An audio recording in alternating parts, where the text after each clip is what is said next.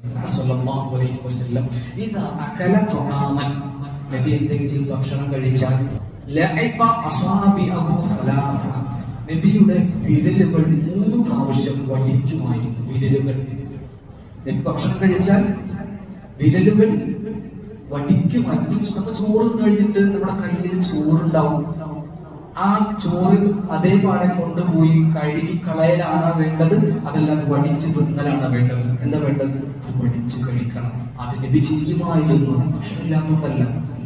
ഇപ്പൊ ചില ആളുകൾ കളിയാക്കും, ഇങ്ങനെ നമ്മൾ പാത്രമൊക്കെ വടിച്ച് കഴിക്കുമ്പോൾ ചില ആളുകൾ ഇന്നലെ വയറ് നിറഞ്ഞില്ലേ? വയറ് നിറയാത്തോണ്ടല്ല, അതിലേതിലാണ് ബർക്കത്തുള്ളത് എന്ന് അറിയില്ല. ഭക്ഷണത്തിന്റെ വില മനസ്സിലാക്കിയത് കൊണ്ടാണ്.